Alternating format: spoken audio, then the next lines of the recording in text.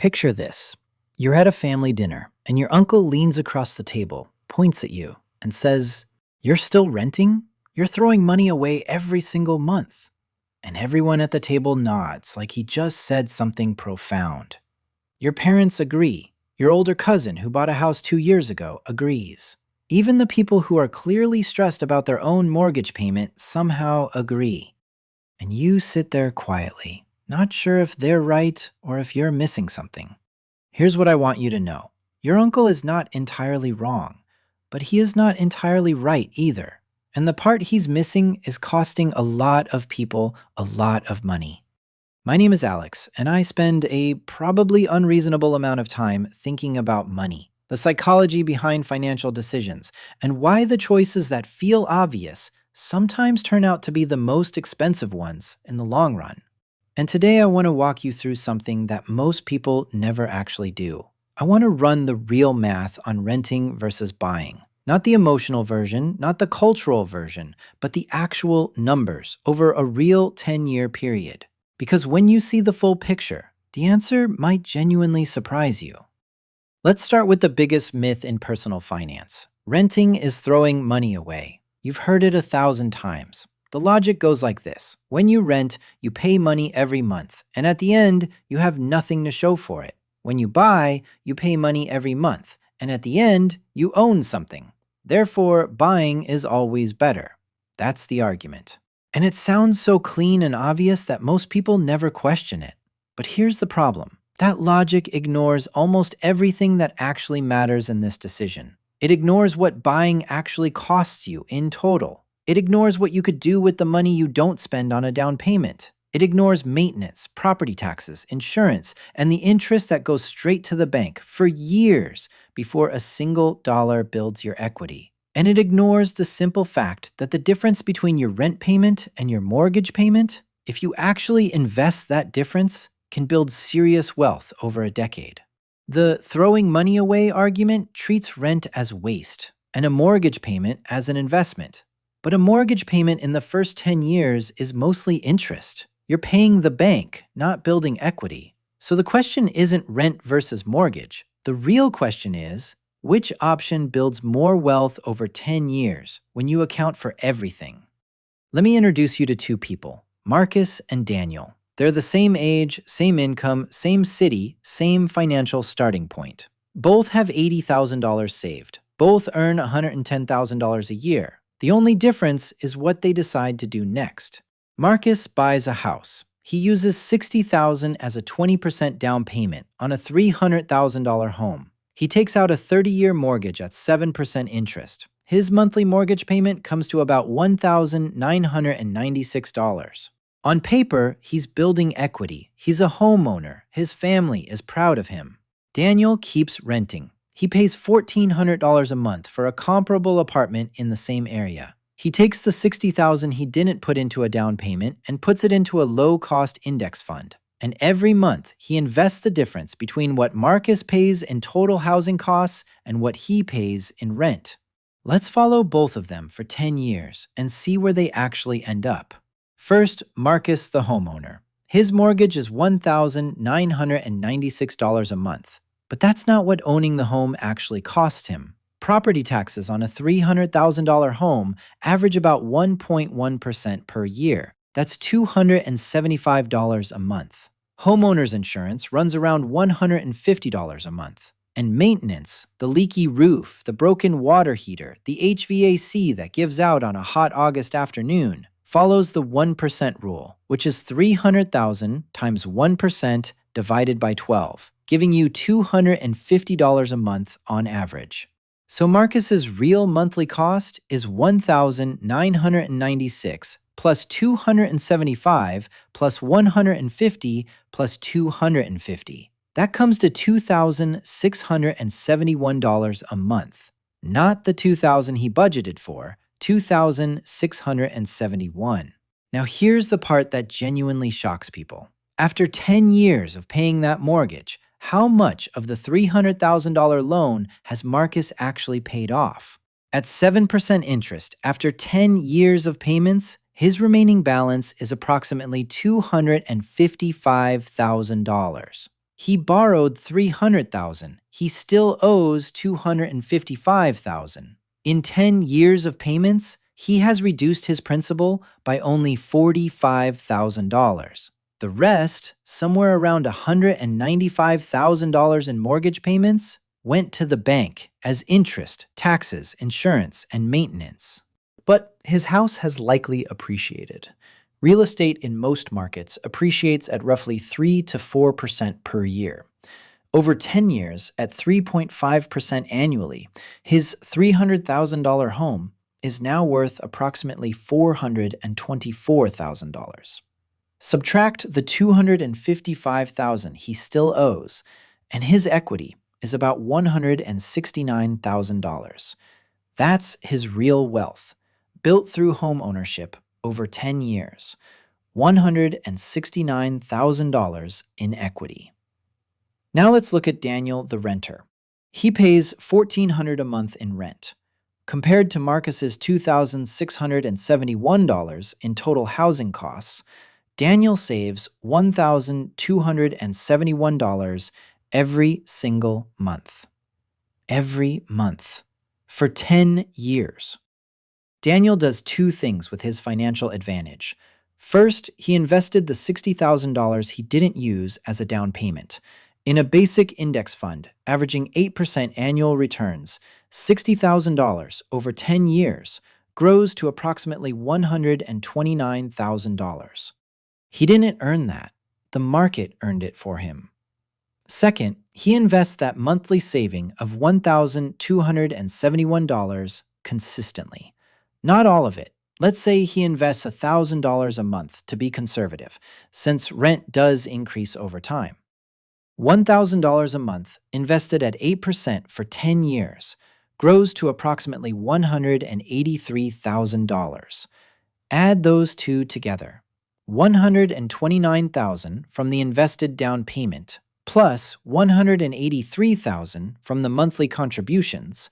Daniel has built $312,000 in liquid, accessible wealth over 10 years, compared to Marcus's $169,000 in home equity.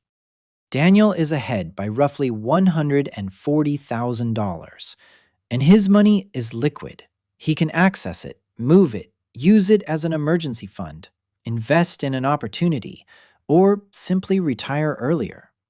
Marcus's equity is locked in the house. He can't touch it without selling or borrowing against it.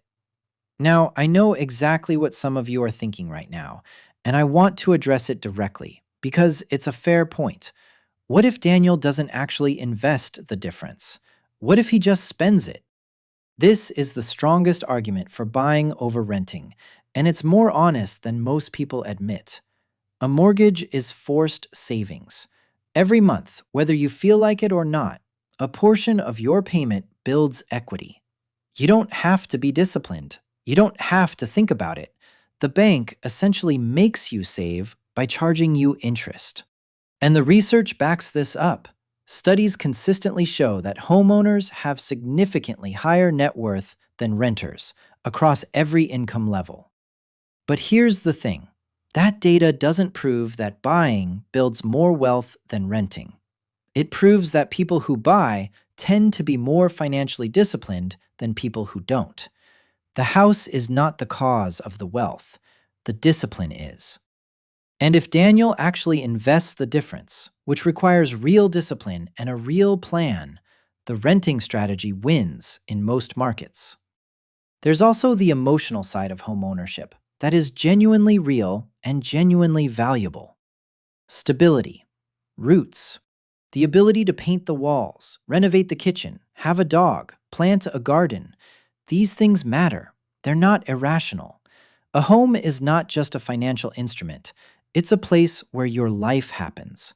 And for a lot of people, the psychological security of owning their home is worth paying a premium for.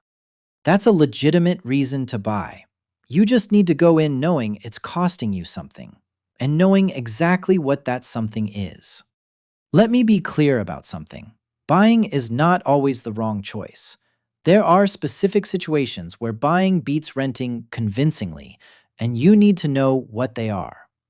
Buying wins when you plan to stay for a long time. The math I just walked you through assumes 10 years. The longer you stay, the better buying looks. Transaction costs when you buy and sell a home, agent commissions, closing costs, moving expenses can easily run $30,000 to $40,000. You need time in the home for appreciation and equity to overcome those costs. If you're staying 15 or 20 years, the numbers shift significantly in favor of buying. Buying wins when you're in a market where rent is genuinely expensive relative to purchase prices. There's a simple ratio called the price to rent ratio. Divide the home price by the annual rent for a comparable property. If that number is below 15, buying is generally favorable. If it's above 20, renting is generally favorable. In some cities, certain parts of the Midwest, some southern markets, buying genuinely wins on pure math. In cities like New York, San Francisco, or Seattle, renting almost always wins on math because home prices are extraordinarily high relative to rent. Buying also wins emotionally and practically when you have a stable income, a stable location, and a genuine desire for the permanence and control that comes with ownership. These are not small things. Stability has financial value. If you know you're staying somewhere for 20 years, buying is almost always the right call, especially if you can afford to do it without stretching your budget to the breaking point. Renting wins when you might need to move. Life changes, jobs, relationships, opportunities, and a house is an anchor. Selling costs money and takes months. If there's real uncertainty in your 5-year plan, renting preserves your ability to respond to life without a $30,000 transaction cost attached to each move. Renting wins when buying would require you to stretch. If purchasing a home means your housing costs exceed 30% of your take-home income, you're setting yourself up for the house poor trap. You become financially fragile. You can't save, you can't invest, you can't handle surprises without reaching for a credit card. A cheaper rental that lets you invest aggressively will almost always produce more wealth than a house you can barely afford. And renting wins in high price-to-rent markets, full stop. If you live in a city where a comparable home costs 30 times the annual rent to purchase, the math overwhelmingly favors renting. The opportunity cost of the down payment and the premium of ownership in those markets simply cannot be justified by appreciation alone. So how do you actually make this decision? Here's the honest framework. First, run the price-to-rent ratio for your specific market. Take the purchase price of the home you'd realistically buy. Divide by the annual rent of a comparable place. If the number is under 15, buying looks favorable.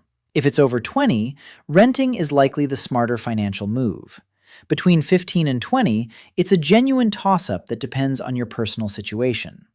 Second, ask yourself honestly, will I invest the difference if I rent?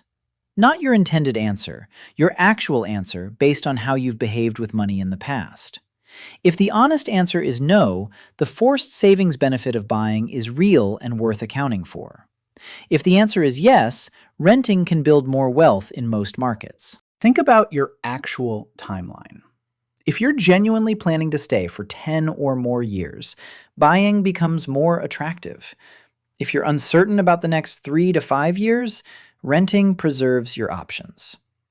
And finally, what does owning actually cost you, emotionally and practically? If the stress of maintenance and the illiquidity genuinely makes your life worse, that's a real cost. And if the stability, roots, and permanence of owning genuinely makes your life better, that's a real benefit. The next time your uncle leans across the table and tells you you're throwing money away, you can smile and tell him you've actually run the numbers. Because here's what the real math shows. Renting is not throwing money away. Renting is paying for housing with the option to deploy your capital more efficiently elsewhere. Whether you take that option or not is up to you, but understanding it is non-negotiable. Buying is not automatically the smart move. It's the smart move when the market, the timeline, and your financial position actually support it. And it can be an emotional and lifestyle choice that's worth paying a premium for, as long as you go in with your eyes open about what that premium is. The question was never rent versus buy. The real question is, what does the math actually say in your specific city, at your specific income, on your specific timeline? Now you know how to answer it. If you ran these numbers for your own situation and the answer surprised you, drop it in the comments. Tell me your city and what the math said, because this is the conversation that most people are never having, and it's one of the most important ones you can have about your financial future. If you want more of this kind of thinking, hit subscribe. We're going to keep doing exactly this, taking the financial decisions everyone argues about emotionally and running the actual math on them until the answer is clear. I'll see you in the next one.